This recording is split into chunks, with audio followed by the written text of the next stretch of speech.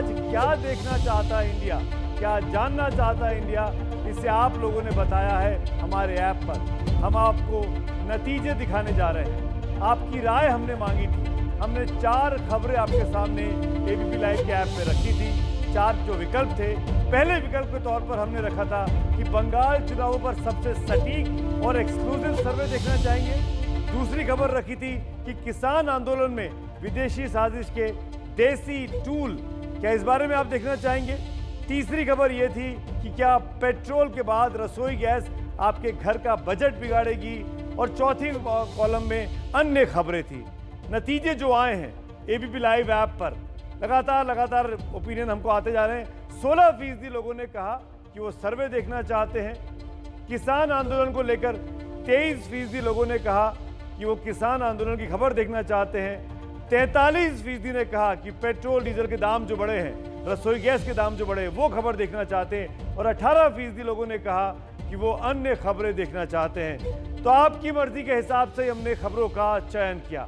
रसोई गैस के दामों के बढ़ने पर इंडिया की चिंता हम आपको दिखाएंगे। साथ ही बंगाल पर सीएनएक्स का सर्वे भी, जो खास तौर पर एबीपी न्यूज ने आपके लिए बनाया है, वो हम जरूर पेश करेंगे। तमाम पहलुओं से हम आपको वाकिफ कराएंगे, लेकिन पहले ये देख लेते हैं कि आज का हमारा न्यूज मेन्यू में क्या क्या चीजें खास हैं। सबसे पहले हम आपको दिखाते हैं आज के न्यूज मेन्यू की चीजें। इस चुनाव में ममता बनर्जी की कुर्सी बचने के कितने आसार आपको नजर आ रहे हैं। ममता के किस गढ़ में बढ़ता दिख रहा है बीजेपी का ग्राफ। नागरिकता कानून पर बंगाल में वोटरों का क्या रुख है, आप देख सकते हैं। तमाम न्यूज मेन्यू आपके सामने आता जा रहा है। नागरिकता कानून पर वोटरों का क्या रुख है, यह भी आपको दिखाएंगे। और न्यूज मेन्यू में यह जानकारी भी आपके सामने होगी कि भाई भतीजावाद के आरोपों पर ममता पर क्या असर पड़ा। ये तमाम सवाल सीएनएक्स के सर्वे में थे। अब कैसे रसोई गैस बिगाड़ रही है आपका बजट, ये जानकारी भी आपको इस लगातार होने वाले ओपिनियन पोल में जो आपको दिखाने वाले हैं उसमें मिलने वाला है। आगे बढ़े, जैसा कि इंडिया चाहता है वैसे ही हम इस खास बुलेटिन की शुरुआत करते हैं। रसोई गैस की कीमत में आग लगी है। डीजल और पेट्रोल की कीमत वैसे ही आसमान छू रही है।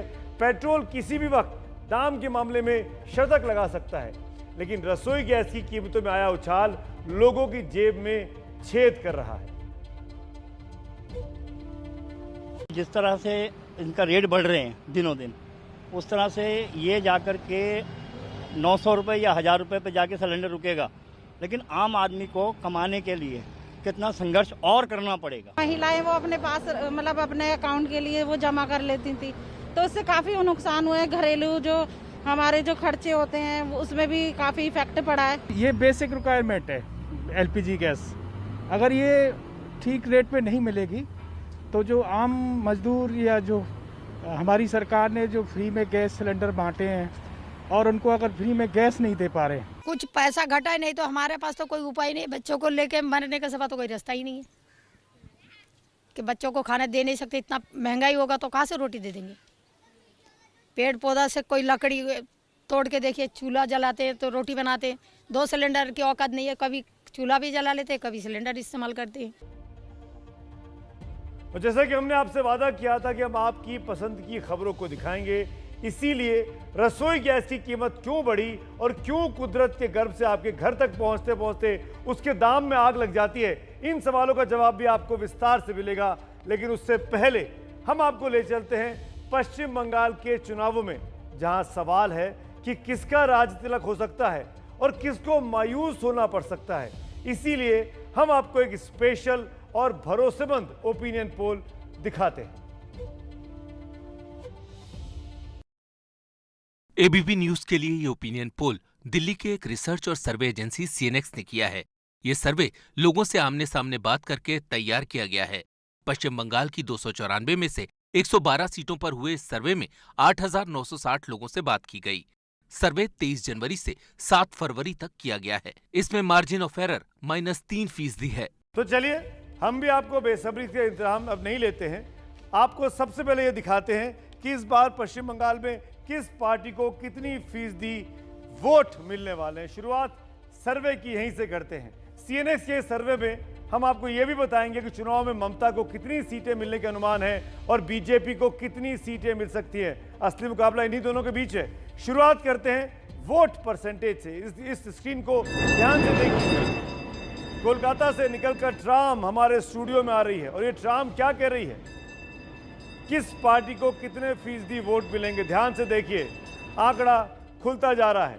41% लोग टीएमसी बोल रहे हैं, 37% लोग बीजेपी बोल रहे हैं, 17% लेफ्ट और कांग्रेस को दे रहे हैं, 1% एमआईएम के खाते में है और अन्य के खाते में 4% लोग हैं। यानी टीएमसी को 41% वोट सबसे अधिक मिलने वाले हैं। अगर तुलना की जाए, ये बहुत महत्वपूर्ण आंकड़ा है, 2016 के मुकाबले 41% वोट मिले थे इस बार, पिछली बार 45 मिले थे, इस बार 41 मिल रहे हैं। यानी टीएमसी को 4% वोटों का नुकसान हो रहा है इन 5 सालों में। बीजेपी की बात की जाए, बीजेपी को जाहिर तौर पर बहुत बड़ा मुनाफा मिल रहा है। अगले ग्राफिक्स आपके सामने आएंगे। 37% वोट इस बार मिल रहे हैं, पिछली बार मात्र 10% मिले थे। 27% का फायदा भारतीय जनता पार्टी को आप देख सकते हैं। इसी तरीके से लेफ्ट और कांग्रेस की बात की जाए, 17% इस बार मिल रहे हैं, 38% पिछली बार मिले थे। 21% वोटों का नुकसान है। एआईएमएम तो पिछली बार चुनाव लड़ी नहीं थी। आप समझ सकते हैं इन आंकड़ों को देखकर कि कुल मिलाकर जो स्थिति है वो टीएमसी के लिए 5 साल के मुकाबले नुकसानदायक हो रही है।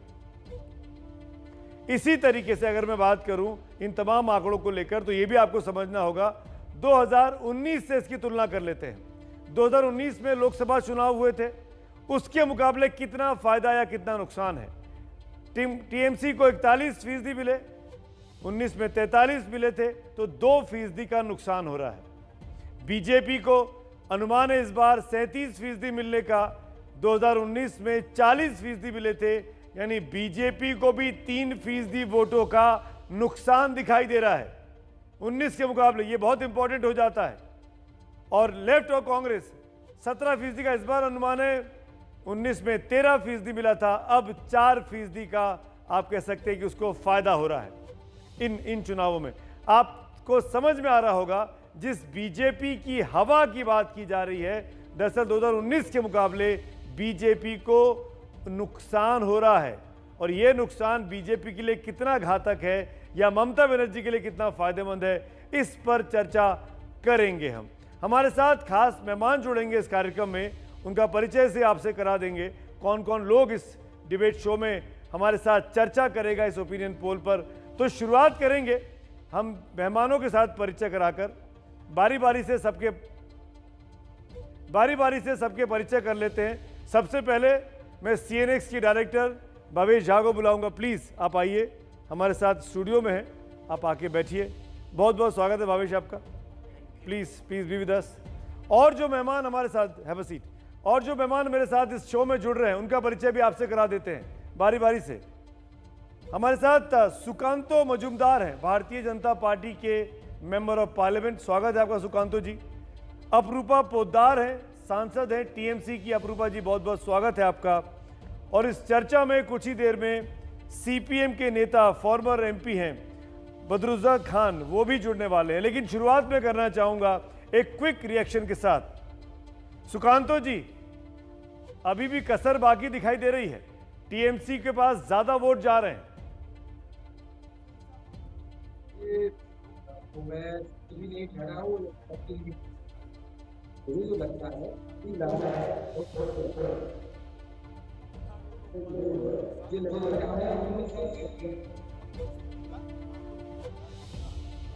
सुकांतो जी माफ करिएगा, मैं आपकी आवाज़ हम तक ठीक से नहीं आ पा रही है।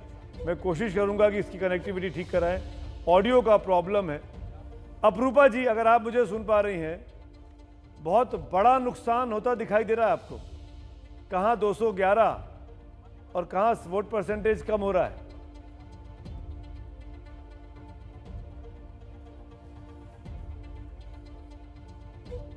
अच्छा रिजल्ट करेंगे और जमीनी तौर पे हम लोग जमीन से जुड़े हुए हैं। हमारी पार्टी की जो लीडर है ममता बनर्जी, और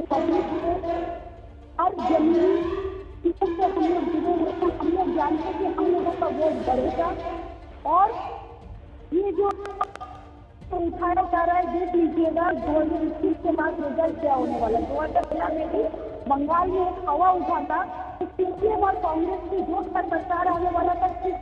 अभी अपूर्वा जी, अभी तो पूरा डिबेट बाकी है। आप अपने तमाम वाक्यों को बचा के रखिए, अभी और लंबा चलना है। भवेश मेरे साथ है। भवेश, क्या वजह है कि ममता बनर्जी को नुकसान होता दिख रहा है वोट परसेंटेज में? इसका सबसे बड़ा जो रीजन है, जो हम लोग इस जो 2021 का बंगाल इलेक्शन है उसको 2016 से हम लोग कंपेयर नहीं करेंगे, हम लोग 2019 से करेंगे, क्योंकि वो रिसेंट था, वो जो सिनेरियो था कमोबेश वही सिनेरियो रहने वाला है इस बार भी। तो 2000 से आप देखेंगे तो 2019 में कम्प्लीटली बाईपोलर था, यानी कि वहाँ पे सिर्फ बीजेपी और टीएमसी के लिए था। इस बार क्या है, जो एक ग्रुप बनाया गया, जो अलायंस है कांग्रेस और लेफ्ट का, उसमें कुछ पॉकेट्स है, कुछ सर्टेन रीजन है, उसमें वो अच्छा करिए। जो दोनों का जो एक फ्लोटिंग वोट था, जो कोई ऑप्शन नहीं होने के कारण जो टीएमसी और बीजेपी में बट गई थी, वो शायद उनके पास थोड़ा थोड़ा करके वापस जा रहे हैं, इसलिए। कुल मिलाकर दोनों पार्टियों को 2019 के मुकाबले नुकसान हो रहा है, टीएमसी को भी, बीजेपी को भी। एक को 2% का, एक को करीब 3% का, इस सीएनएक्स के सर्वे के मुताबिक। आगे बढ़ते हैं, आगे आंकड़े आपको सामने रख देते हैं। वोट शेयर की बात तो हो गई, अब ये इंडिया जानना चाहता है, जी हाँ, इंडिया जानना चाहता है कि चुनावों में ये वोट सीटों में किस तरीके से बदल सकते हैं। यानी सीएनएक्स के इस सर्वे के आधार पर किस पार्टी को कितनी सीटें मिलने का अनुमान है। ध्यान से देखिए, आंकड़े आपके सामने आ रहे हैं। कोलकाता की ट्राम चल चुकी है, वो बंगाल में किसको कितनी सीटें मिलेंगी, बगैर वक्त गवाए सीटें आपके सामने रख देते हैं। ये देखिए, ट्राम आ गई है। ममता बनर्जी की पार्टी यानी टीएमसी को कितनी सीटें मिलने वाली हैं, जो पिछली बार 211 पाई थी। 151 सीटें टीएमसी के पास, 117 सीटें बीजेपी के पास, 24 सीटें लेफ्ट और कांग्रेस के अलायंस के पास और 2 सीटें अन्य के पास। यानी सरकार ममता बनर्जी की बन जा रही है। बीजेपी के 200 पार का सपना पूरा नहीं हो पा रहा है। अब अगर इन सीटों को मैं बांट लूं अलग अलग इलाकों से, किस इलाके से कितनी सीटें मिलने वाली हैं, तो शुरुआत करते हैं उत्तर बंगाल से। उत्तर बंगाल को मोटे तौर पर माना गया कि बीजेपी ने अच्छा किया था, इस बार भी क्या अच्छा करेगी, देख लेते हैं कोलकाता की ट्राम क्या कह रही है।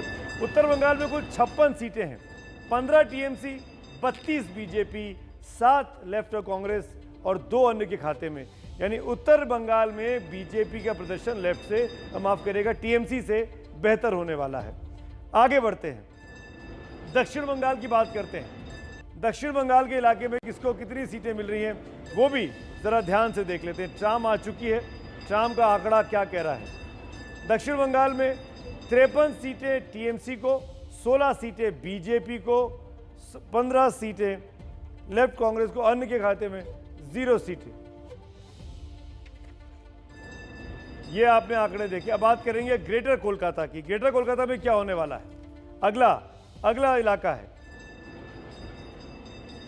ट्राम जल्दी बहुत, ट्राम वैसे भी धीमे चलती है। ट्राम के पास ग्रेटर कोलकाता में 35 सीटें हैं। इन 35 सीटों में टीएमसी के खाते में 26, बीजेपी के खाते में 9, लेफ्ट कांग्रेस 0, अन्य का खाता 0। यानी यहां भी टीएमसी ग्रेटर कोलकाता के इलाके में, जो कि बीजेपी जिसको अपना गढ़ बता रही है, वहां पर पीछे छूट रही है। अगली बात दक्षिण पश्चिमी कोलकाता की कर लेते हैं, दक्षिण पश्चिमी बंगाल की कर लेते हैं। 119 सीटें हैं। इन 119 सीटों में कितनी सीटें, क्योंकि ये इलाका खासा महत्वपूर्ण है। टीएमसी के खाते में 57 सीटें, बीजेपी के खाते में 60 सीटें, लेफ्ट कांग्रेस 2, अन्य के खाते में 0। यानी 119 में कांटे की टक्कर है, सीधी टक्कर है इस इलाके में, दक्षिण पश्चिमी बंगाल के इलाके में, जहां दोनों पार्टियां लगभग एक जैसी दिखाई दे रही हैं। अगर सीएनएक्स के ओपिनियन पोल का अनुमान चुनाव बाद वास्तविक रुझान में बदलता है, तो इससे ना तो ममता का इकबाल बुलंद रह सकता है और ना ही बीजेपी का 200 प्लस सीटें जीतने का सपना पूरा हो सकता है। जिस प्रकार से ममता दीदी ने यहां शासन चलाया है और बंगाल को नीचे ले गए हैं, इस बार ये परिवर्तन यात्रा तय करनी है। ये बार बांग्ला, ये बार 200 पार, 200 से ज्यादा सीटें जीतकर भारतीय जनता पार्टी की सरकार बनानी। तो ये इसी मुद्दे पर बात करते हैं। तमाम खास मेहमान मेरे साथ बने हुए हैं, उनसे बातचीत कर लेते हैं और पूछ लेते हैं 151 सीटों वाली टीएमसी क्या इसको अपनी जीत मानती? भावेश, पहले आपका रिएक्शन, क्या इसको ममता की जीत कहना चाहिए? 211 से 151, 60 सीटों का नुकसान। मैंने जैसे पहले कहा, इसको 211 से कंपेयर ना करें। 2019 में जो 164 विधानसभा में जो टीएमसी लीड की थी उससे कंपेयर करेंगे तो थोड़ा बहुत नुकसान दिख रहा है, बहुत ज़्यादा बड़ा नुकसान नहीं दिख रहा है। बीजेपी जो 121 विधानसभा में लीड करी थी 2019 में, उसको कमोबेश उतनी सीटें मिले। तो बीजेपी स्टेटस को पे है, वहीं पे टीएमसी को थोड़ा बहुत ज़्यादा नुकसान हो रहा है। इसको रीजन वाइज में आप देखें वो ज़्यादा समझना जरूरी है। बीजेपी जो 2019 में नॉर्थ बंगाल में बहुत अच्छा परफॉर्म की थी, उसके बाद उन्हें साउथ वेस्ट बंगाल में भी बहुत अच्छा परफॉर्म की थी। यहाँ पे आप देखेंगे तो नॉर्थ में थोड़ी सी बीजेपी को प्रॉब्लम हो रही है कुछ सीटों पे। उसके बाद साउथ जो वेस्ट है उसमें अच्छा कर रही है। बीजेपी के लिए सबसे बड़ी प्रॉब्लम है जो साउथ ईस्ट बंगाल है, जहाँ पे पिछली बार बीजेपी की स्थिति और बुरी थी और इस बार शायद लेफ्ट और कांग्रेस के लिए और वो इसके लिए और प्रॉब्लम खरीद करे। बीजेपी जो ग्रेटर कोलकाता है उसमें एक भी सीट नहीं जीत पाई थी लोकसभा की और सिर्फ 5 विधानसभा में लीड करी। इस बार थोड़ी सी परफॉर्मेंस अच्छी करी है, लेकिन बीजेपी के लिए ये भी सोचने की बात है कि यदि शहरी वोट अभी भी बीजेपी को नहीं मिल रहा है तो ये सोचने की बात है कि कैंपेन बीजेपी को किस तरह करना चाहिए कि अर्बन वोट उसे मिलने। शहरी वोट अभी भी आपको नहीं मिल रहा है, क्या सोचते हैं आप इस बारे में, जो अभी तक के फाइंडिंग्स निकल के आ रहे हैं सीएनएक्स के? सुकांतु दा, लगता है, मुझे जो लगता है आपका सर्वे जो जिन्होंने किया तो उनको पता होगा कैसे सर्वे किया, लेकिन मुझे अभी भी कॉन्फिडेंस है, हमारे पार्टी को कॉन्फिडेंस है कि हम 200 से ज्यादा सीट लेते हुए हम सरकार बना रहे हैं। और धीरे धीरे जब वोट आएगा, इलेक्शन आएगा, तो आप लोगों को भी जितने सर्वे होंगे तब सर्वे करा लीजिएगा। मैं आपको आश्वस्त करता हूं, तब आपका ये वोट का जो परसेंटेज का खेल या सीट का जो दिखा रहा है, जो आंकड़े आपके सामने दिख रहे हैं दादा, आप उसको तो मान नहीं रहे।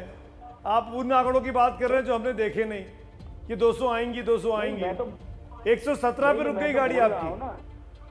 देखिए, आप जितने लोगों से, कितने हजार लोगों से मिल के सर्वे किया और हम रोज कितने हजार लोगों से मिलते हैं। तो अमित शाह जी जब जाते हैं या मोदी जी जब आते हैं या जपी नड्डा जी जब आते हैं, कितने लाखों लोगों के सामने वो मिलते हैं। तो हमको लोगों का जो सेंटीमेंट है, लोगों के भीतर जो आतुरता है, जो दिखता है कि इस सरकार को, एक कटमनी की सरकार को, जो पीसी भाइयों की जो कंपनी चल रही है, इस कंपनी को शट डाउन करवाना है इस बार। तो होने वाला है। अप्रूपा जी, ममता बनर्जी पीछे को लाए। अप्रूपा जी, बीजेपी के हौसले बुलंद है, कर सकती। आप सुन रही हैं मजूमदार दादा को?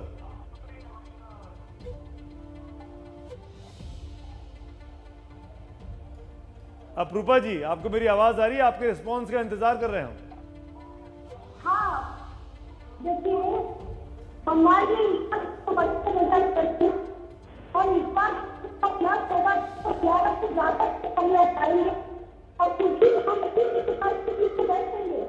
और आप आरोप इस तरह नहीं लगा सकते कि कंपनी चल रहा है, क्योंकि बंगाल का नाम आती मानव सरकार ये सरकार को लाए हैं। और बंगाल, आप ये मत सोचिए कि आप 18 सीट पा के खरीदने लगे। 18 सीट जो आप पाए हैं, सीपीएम और कांग्रेस के साथ आपका दोस्ती था।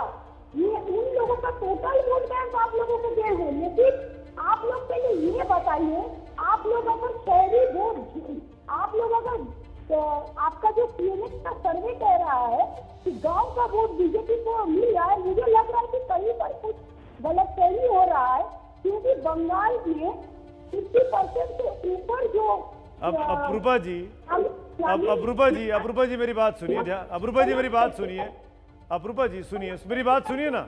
211 से 164 हुआ, 164 से 151 हो गया। अभी चुनाव की तारीखों की घोषणा हुई नहीं है। 15 सीटें और कम हुई तो आपकी तो सत्ता चली जाएगी। अभी चुनाव होने में 1 महीना बाकी है। हाँ, और देखिएगा कि हम लोग 200 से ऊपर सीट लेकर आएंगे। इस चीज को हम आप लगातार डिक्लाइन कर रही हैं 2016 से असेंबली वाइज। 2011 211, 164, 151, आप कैसे कह सकती हैं कि आप अच्छा कर रही हैं? कैसे आप बोल रहे? 2016 में हम लोग 2011 से ज्यादा सीट लेकर हम लोग आए हैं। 2016 में 211 सीट आए हैं। इस बार भी देखिएगा 211 से ज्यादा सीट हम लोग लेकर आएंगे। इस चीज का हम पूरा गारंटी के साथ कह सकते हैं, क्योंकि हम लोग काम कर रहे हैं। वो गारंटी तो मजूमदार साहब भी दे रहे हैं, आपके साथ मेंबर ऑफ पार्लियामेंट है, वो भी कह रहे हैं 200 पार, वो 200 पार, आप 200 पार, 400 सीटें हैं क्या? 2014 में 80 दिन का सपना मजूमदार कई लोग ने दिखाया था, लेकिन वो सपना सुकांतो दा जवाब दो, सुकांतो दा जवाब दो। सुमित जी, कल अभिषेक बनर्जी जो तृणमूल कांग्रेस के second most important supreme leader है, उन्होंने 250 का आंकड़ा बोला था। आज अपरूपा दी स्टूडियो में 200 का आंकड़ा बोल रही है, मतलब एक दिन में 50 घटा रही है। और टीएमसी का जो 200 का आप बोल रहे हैं ना, टीएमसी भी 200 बोल रही है। तो टीएमसी का प्रॉब्लम है, टीएमसी नारा लेता है बांग्लादेश से, जय बांग्ला बोलती है। तो टीएमसी जो सीट गिनती है ना, वो बांग्लादेश की भी असेंबली ले लेती है, इससे उनको ज्यादा 200 सीट मिलने की आशा दिख रही है। तो बांग्लादेश का जोड़ के बोल रही है दीदी, इसलिए उनको 200 दिख रहा है। 200 कहीं पे जाने वाले नहीं है। ममता बनर्जी का इस बार राजनीतिक संन्यास होने वाला है। ममता बनर्जी और उसके भाई को जो है, जो बंगाल को छूट के आया है इतना दिन, बंगाल को पूरी तरह से तबाह करके रख दिया। एक भी फैक्ट्री का उन्होंने ताला नहीं खोला, एक भी रिबन नहीं काटा ममता बनर्जी को। ममता बनर्जी को आप देखेंगे तो पूजा का रिबन काटते हुए मिलेगा, एक भी कोई इंडस्ट्रियल हाथ का रिबन काटते हुए ममता बनर्जी आपको नहीं मिलेगी। उनके भाई को का सिर्फ उन्नयन हुआ है और गुंडागर्दी चलती है बंगाल में। राजनीतिक कोई विरोधी पार्टियों के साथ डेमोक्रेसी बोल के कोई चीज ही नहीं है। और उस समय ममता बनर्जी बोली थी कि वो 42 में 42 में 42 सीट जीतेंगी, लेकिन क्या किया उस समय ममता बनर्जी ने भी बोले थे बीजेपी को बिग जीरो मिलेगा। तो जीरो किसको मिला? अरे आप प्लीज आप दोनों माननीय सांसद हैं, हजारों लाखों लोगों को संसद में रिप्रेजेंट करते हैं, ऐसे तो मत लड़िए। टीवी डिबेट चल रहा है, दोनों आदमी एक के ऊपर एक बोल रहे हैं, किसी की आवाज नहीं आएगी। प्लीज कम से कम अरे भाई एबीपी न्यूज का तो सम्मान कर लीजिए, एबीपी न्यूज का तो सम्मान कर लीजिए। अपरूपा जी मेरे साथ बिल्कुल दादा, अगर हमारे साथ कोई ऐसा करेगा। बदरुद्दोजा खान साहब भी जुड़ गए हैं, सीपीएम के नेता हैं। एक मिनट, अपरूपा जी तीसरे मेहमान भी हैं, सीपीएम के नेता हैं खान साहब। आपकी पार्टी अलायंस करने के बावजूद भी काम नहीं कर पा रही है, रिजल्ट नहीं दे पा रही जिसके आप एक्सपेक्ट कर रहे हैं। बहुत कम सीटें आती हुई दिखाई दे रही है बीजेपी और टीएमसी से। मेरा तो बात है कि पहला बात है तो रिजल्ट आया है, आपको तो रिजल्ट पहला बात। दूसरा बात है आप ये बात में पहले की ये लड़ाई तो बीजेपी को सिलेबस के अंदर बना दिया और किसका कोई है कि नहीं है, ये तो आपने एकदम इसको खरीद कर लिया। ऐसा बंगाल में होने वाला है। दोनों पार्टियां हैं, इधर ए टीम और बी टीम है, इधर से उधर और उधर से इधर आना जाना जारी है।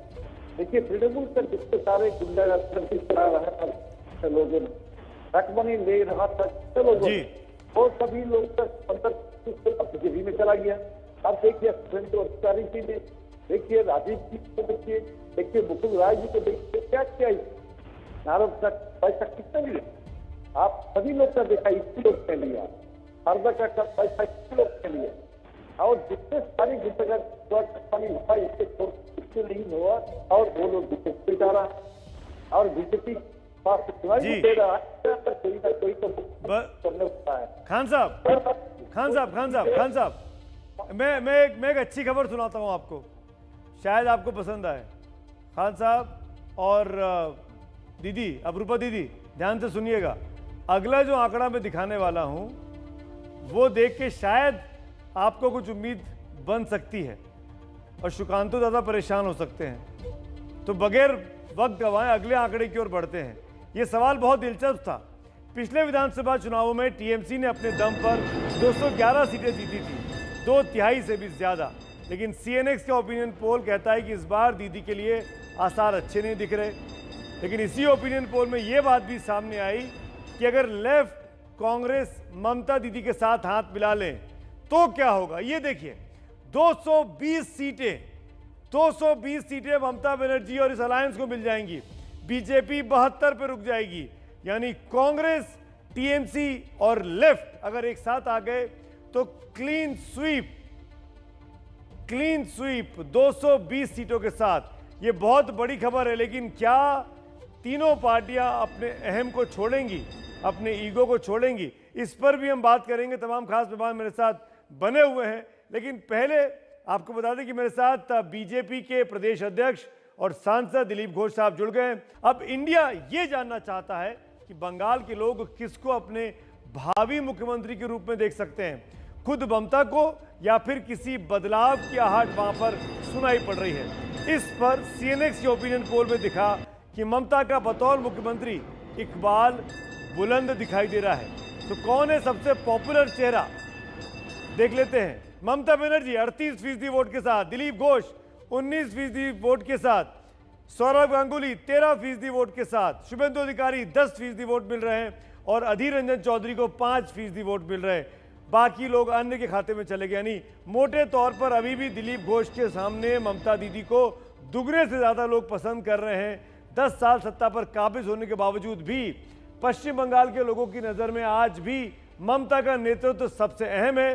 तो इसके पीछे उनके संघर्ष की कहानी का एक अहम कारण हो सकता है। दिलीप दा मेरे साथ जुड़े हुए हैं, बीजेपी के नेता, सांसद, प्रदेश अध्यक्ष। दिलीप दा, कैसे देखते हैं आप इसको? ममता बनर्जी अभी भी पॉपुलर है, ममता बनर्जी की सरकार अभी भी बन रही है। ये 10 साल थी, लोगों ने चुना था, उनको लोग जानते हैं, उनका काम भी देखा है, उनके आगे नीचे नाम ले रहे हैं। वो कोई ना सीएम थे ना उनका कोई देखा है काम, एक प्रत्यक्ष है। लोग बोलते हैं पार्टी की इमेज है, उनके संगठन के काम, आंदोलन को लोगों ने देखा है। इसीलिए अच्छा बुरा जो भी है लोगों ने परखा है ममता बनर्जी को, बाकी लोगों ने परख नहीं पाया है।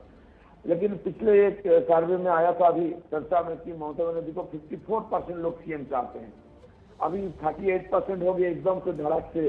ये भी सोचने का विषय है। तो इसीलिए सर्वे तो और भी आएगी आगे, अभी शुरुआती दौर है, हर 15 दिन में आएगा, अलग अलग कंपनी का आएगा, अलग अलग ओपिनियन आएगा, हम देखते जाएंगे उसको और इसका ये बदलता रहेगा इसका रिजल्ट। नहीं पर दादा, इसको आप कैसे देखते हैं कि जो 4-5 नाम है सर्वे में सबसे पॉपुलर सीएम के, उसमें आप जो हैं दिलीप घोष, वो शुभेंदु अधिकारी से आगे हैं, उनको ज्यादा लोग पसंद कर रहे हैं।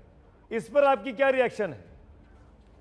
देखिए, आप लोग किस ढंग से पेश किया मुझे नहीं मालूम, लेकिन मैं पार्टी का एक प्रेसिडेंट हूँ।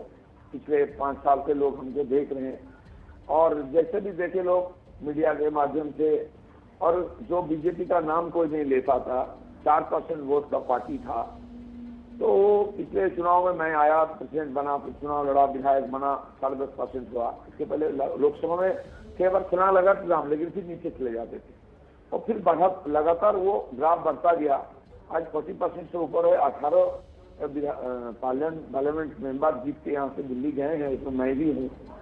तो इसमें लोगों ने इस रिजल्ट के साथ मेरे को जोड़ के देख रहे होंगे, इसलिए उनको लग रहा है कि इनके काम में पार्टी की बढ़ोतरी हुई है, तो इनको भरोसा किया जा सकता है और इसलिए मेरा नाम भी आया होगा उसमें। तो आप मानते हैं कि अगर बीजेपी की सरकार बन गई, 150 सीटें आपको मिल गई, तो आप मुख्यमंत्री होंगे दिलीप दा? देखिए, हमारी पार्टी जीतेगी इसमें तो कोई शक नहीं, सरकार भी बनेगी। लेकिन एबीपी न्यूज का कोई सर्वे देख के हमारी पार्टी में नेता निश्चित नहीं होता है। पार्टी की व्यवस्था है, पद्धति है, पार्लियामेंट्री बोर्ड है, हमारे माननीय राष्ट्रीय अध्यक्ष हैं, वरिष्ठ नेता लोग हैं, वो तय करते हैं। ये सारे मामला उनके हाथ में है, इसलिए हमारे इसमें कोई विशेष दिलचस्पी नहीं है, हमारे कोई रोल भी नहीं है। हमारा काम इतना है पार्टी को जिता के सरकार में बिठाना। जी दादा, लेकिन ये चीज़ समझना चाहूँगा मैं आपसे, आपने अपना पूरा काम गिनाया कि आप आए, कहाँ 4% की पार्टी थी, कहाँ 40% वोट मिल रहा है। इस परिस्थिति में आपको लगता नहीं कि आपको इसका इनाम मिलना चाहिए?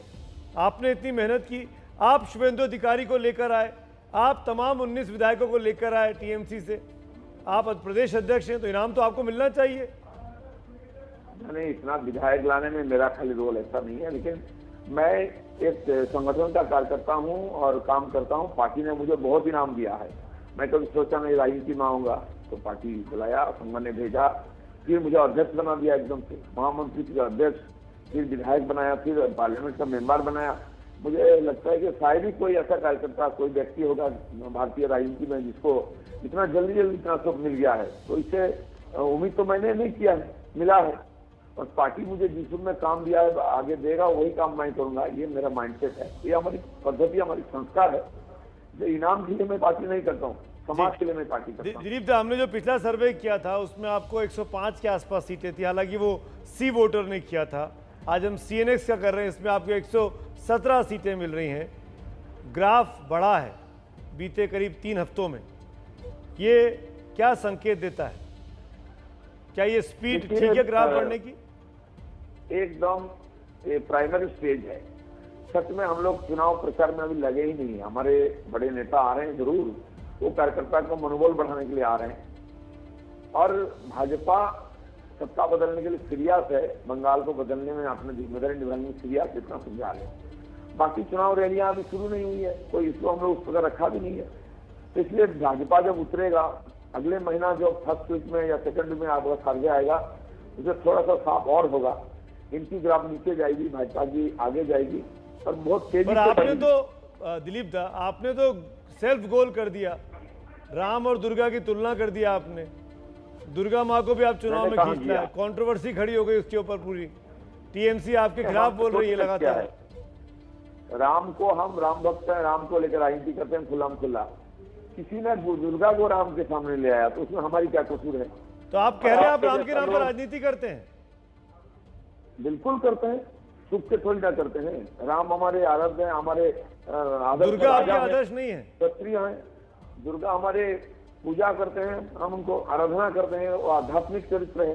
भगवान राम को हम राजनीतिक चरित्र मानते हैं। राम राज्य का कल्पना हमारे महात्मा गांधी ने दिया है, तो उसको कैसे भूल सकते हैं हम तो उसी को सामने रख के काम कर रहे हैं और करके दिखाएंगे। आपको लगता नहीं कि आपका ये बयान बंगाल के चुनावों में उल्टा पड़ जाएगा? आप दुर्गा माँ को कम आंक रहे हैं, भगवान राम को ज्यादा आंक रहे हैं। बंगाल के लोगों को आज तक उल्टा समझाया गया था। रामनवमी का जो जुलूस निकलती शोभा यात्रा बंगाल में, उससे डरी हुई है TMC, और वो भी शुरू कर दिया राम नाम लेना। ये तो हमारी जीत है कि उनको भी राम भक्त बना दिया और राम के राजनीति में ले आए। लेकिन जय श्री राम से थोड़ा सा डरते हैं लोग, जैसा अंग्रेज वंदे मातरम से डरते थे, ममता बनर्जी और TMC आज तक जय श्री राम से डरने लगी है। तो आखिरी सवाल का जवाब और दे दीजिए जाते जाते। एक हाइपोथेटिकल सिचुएशन दिखाई है कि TMC, लेफ्ट और कांग्रेस अगर एक हो गए तो क्लीन स्वीप है, 220 सीटें हैं। आप लोग 70-72 पे रुक जा रहे हैं। देखिए, राजनीति में कुछ भी हो सकता है। हम भी चाहते हैं बंगाल में जिन लोगों ने आज तक राज किया है, लोगों ने उनको नकारा एक एक करके। अभी बारी है TMC की। हम चाहे ये सारे मिल जाए, सारे रिजेक्टेड एक तरफ हो जाए और हम प्रोजेक्टेड हो जाए, क्योंकि भाजपा को अभी तो लोगों ने परखा नहीं है। दिल्ली में जरूर भाजपा का राज देखा है, दूसरे प्रदेश में देखा है। आज बंगाल उसी विकास यात्रा में जोड़ना चाहती है और भाजपा का हाथ से जोड़ना चाहता है। तो हम भी उसके लिए तैयार हैं, चाहे वो लोग अकेले लड़े, अलग लड़े, साथ लड़े, कोई फर्क पड़ने वाला नहीं। बंगाल की जनता माइंडसेट कर चुकी है और भाजपा का हाथ में ही इस बार सत्ता सौंपेगी। दिलीप दा, शुक्रिया, धन्यवाद वक्त निकालने के लिए, हमारे साथ जुड़ने के लिए। दिलीप घोष, BJP के प्रदेश अध्यक्ष, खुलकर कह रहे हैं कि हम तो राम के नाम पर राजनीति करते थे, करते हैं, और राम राज्य बनाने का सपना पूरा करना चाहते हैं। अब हम आपको कुछ और आंकड़े दिखा देते हैं, इसके पहले कि सर्वे की ओर आगे बढ़े।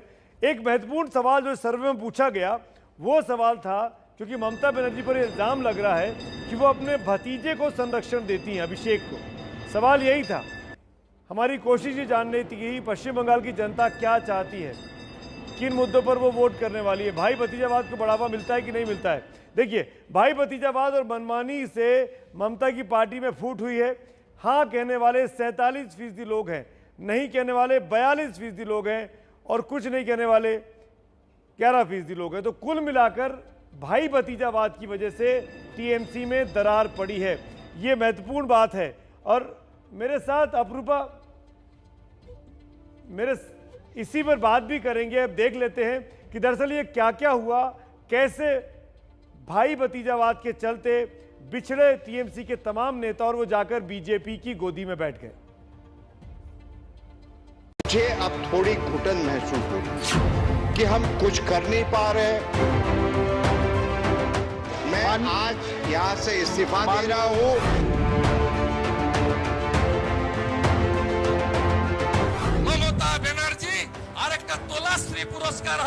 बाप और भाईपो तोलाबाज अभिषेक बनर्जी।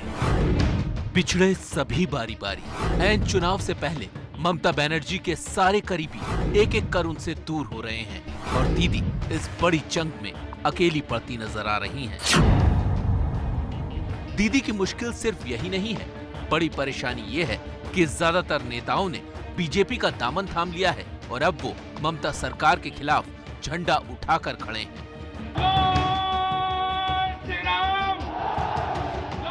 शुभेंदु अधिकारी, राजीव बनर्जी समेत तृणमूल के 3 मंत्री, 19 विधायक और 2 सांसद पाला बदलकर बीजेपी में आ गए हैं।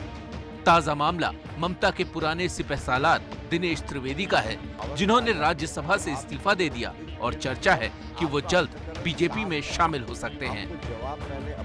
पार्टी में हो रही इस टूट के पीछे 2 बड़ी वजह हैं। पहली, टीएमसी में ममता के भतीजे अभिषेक बनर्जी का बढ़ता कद और दूसरी, चुनावी रणनीति में प्रशांत किशोर का दखल।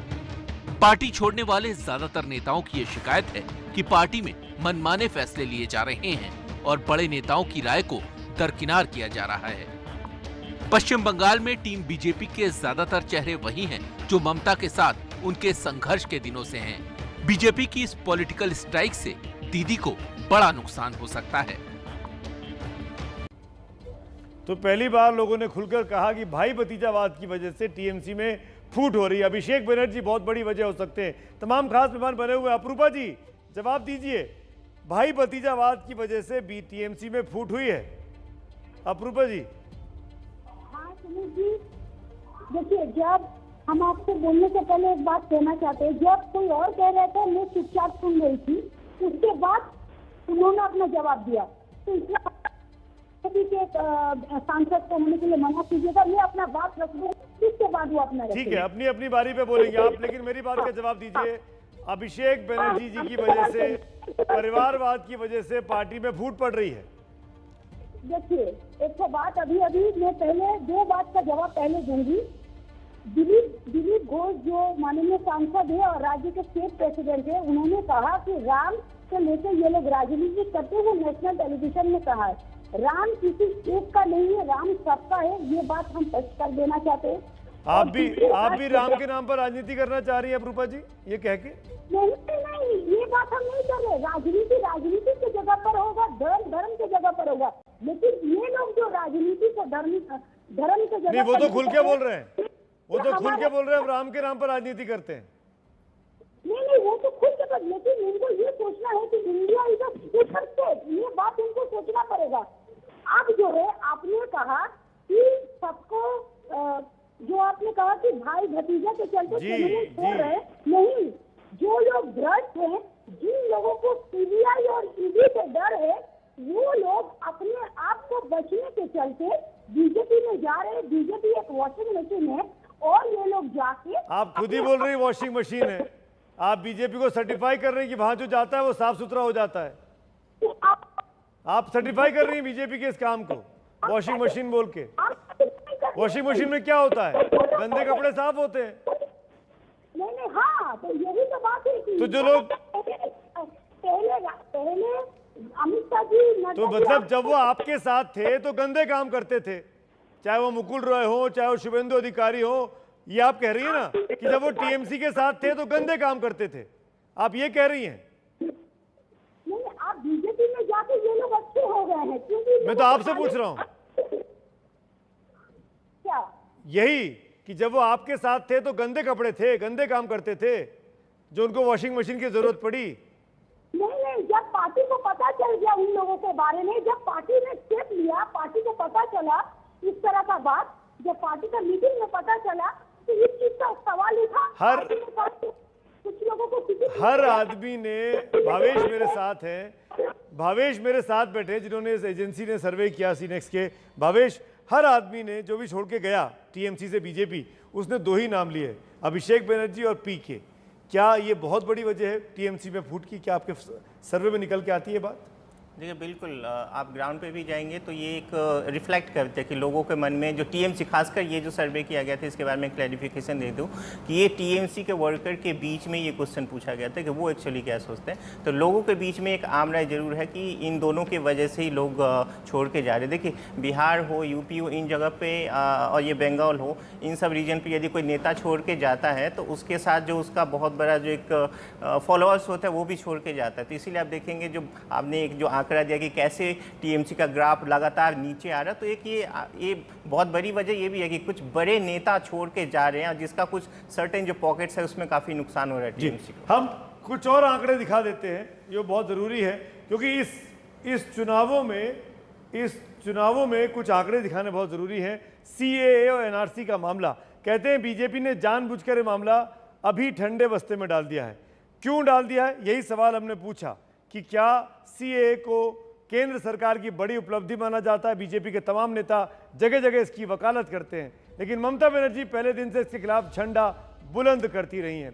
सीएनएक्स ने अपने ओपिनियन पोल में इस पर लोगों की राय ली है, और वो राय क्या है देखिए।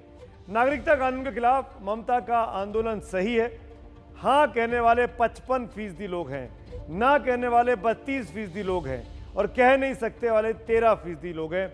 इन आंकड़ों को देखकर आप समझ सकते हैं दर्शकों कि ममता बनर्जी ने जो सीएए के खिलाफ स्टैंड लिया उससे उनको फायदा हो रहा है। बीजेपी अगर सीएए एनआरसी का वादा करे तो क्या उसको आप वोट देंगे? हाँ कहने वाले 38% हैं, ना कहने वाले 54% हैं।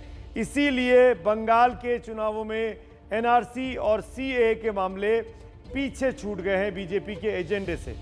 सीएए और एनआरसी में लोगों की दिलचस्पी न होने के कारण ही लगता है कि राजनीतिक पार्टियां भी इस पर बहुत ज्यादा बात नहीं कर रही, नहीं तो पिछले साल तक बंगाल में इन मुद्दों पर खूब चर्चा होती थी। নেতারা নরেন্দ্র মোদীর সামনে গিয়ে বলেছে এটা করা চলবে না, আমি গিয়ে আজকে বলে এসেছি এনপিআর মানবো না, এনআরসি মানবো না, संसद में भी किया, रोड पर भी किया, रैलियां निकाली। मैं ममता दीदी को आज इतना पूछना चाहता हूं कि मतुआ समाज के लोगों ने आपका क्या बिगाड़ा है? ये नाम शूद्रों ने आपका क्या बिगाड़ा है? बांग्लादेश जो बंगाली भाई आए हैं उन्होंने आपका क्या बिगाड़ा है? उनको नागरिकता मिले इसका आप क्यों विरोध कर रही हो? उनको सम्मान मिले उसका आप क्यों विरोध कर रही हो?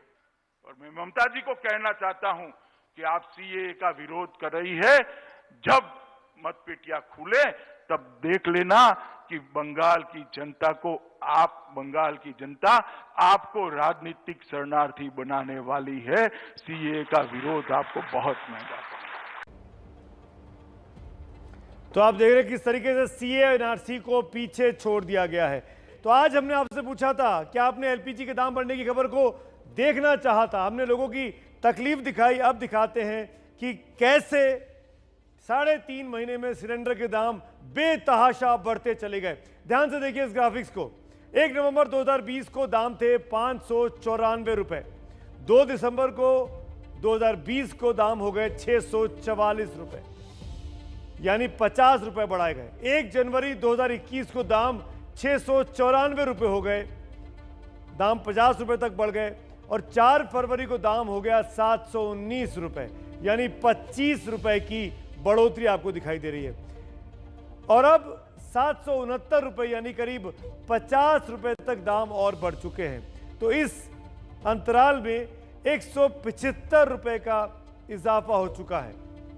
सिलेंडर के रेट कैसे तय होते हैं ये भी आपको दिखाते हैं।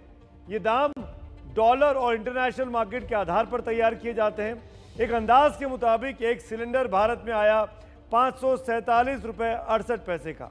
यहां पर हमने 14.2 किलो गैस के आधार पर गणना की है। जब विदेश से गैस आती है तो उसमें समुद्री यातायात का किराया, बीमा और कस्टम ड्यूटी शामिल होते हैं। इसके बाद 547 रुपए के सिलेंडर को कंपनी ने बेचा 673 रुपए 49 पैसे में। इस समय तक खर्चा और मुनाफा जुड़ चुका होता है। सिलेंडर पर टैक्स 33 रुपए 67 पैसे है, डीलर का कमीशन 61 रुपए 84 पैसे। इस तरीके से दिल्ली शहर में दाम 769 रुपए हो जाते हैं। ये सब कुछ इसलिए होता है कि इस पर तमाम तरह के टैक्स और शुल्क लगा दिए जाते हैं। तो लाल किला हिंसा मामले की ओर आगे बढ़ते हैं। इस मामले में टूल किट बनाने की आरोपी दिशा रवि को 5 दिन की पुलिस रिमांड पर भेजा गया है। दिशा रवि को साइबर सेल दफ्तर में रखा गया, जहां उससे पूछताछ की जाएगी। 21 साल की दिशा पर टूल किट साजिश में शामिल होने का आरोप है। पुलिस अब उन सारे चेहरों की पड़ताल कर रही है जिनके तार लाल किला हिंसा से जुड़े हैं। ये तस्वीरें देश नहीं भूल सकता। 26 जनवरी को दिल्ली के लाल किले में हिंसा हुई थी और ये ट्रैक्टर जो है यहाँ पर पुलिस उसको रोकने की कोशिश कर रही है। ट्रैक्टर को हथियार बनाकर दौड़ाया गया था, पुलिस वालों पर हमला किया गया था। अब जांच की आंच बेंगलुरु की दिशा रवि तक जा पहुंची है। 21 साल की दिशा अब 5 दिन पुलिस हिरासत में रहेगी। दिशा की गिरफ्तारी स्वीडन की एक्टिविस्ट ग्रेटा थनबर्ग के टूल किट से जुड़े विवाद को लेकर हुई। दिल्ली पुलिस का आरोप है दिशा ने ही ग्रेटा के साथ टूल किट साझा की, फिर हटवाया।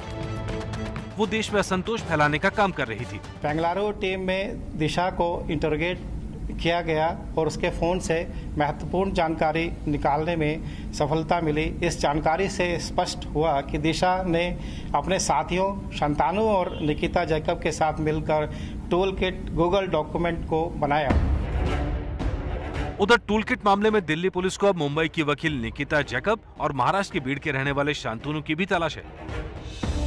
आरोप है कि पोएटिक जस्टिस फाउंडेशन के मोद धारीवाल ने निकिता जैकब से संपर्क किया था। 26 जनवरी की तैयारी के लिए जूम मीटिंग हुई और इसी मीटिंग में निकिता के साथ दिशा भी शामिल हुई। वहीं दिशा की गिरफ्तारी पर सियासत भी शुरू हो गई है। दिशा रवि पर राजद्रोह, समाज में वैमनस्य से फैलाने, साजिश रचने के आरोप लगाए गए हैं। सवाल ये भी उठ रहा है कि सिर्फ 21 साल की लड़की पर इतने गंभीर आरोप क्यों? मैं ये कहूंगी कि शर्म आनी चाहिए सरकार को अगर एक 21 साल की लड़की से घबराते हैं।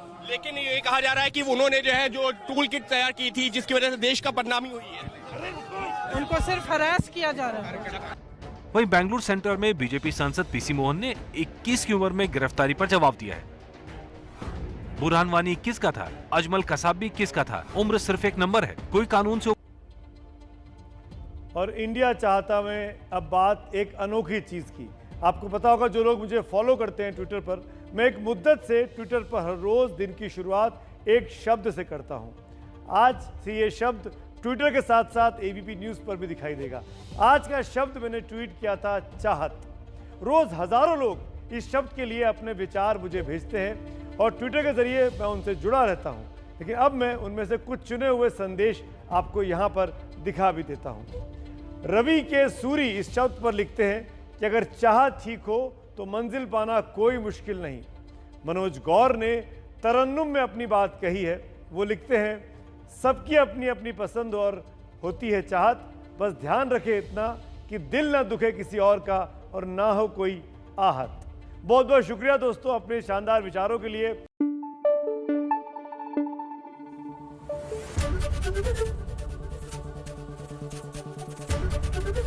एबीपी न्यूज आपको रखे आगे।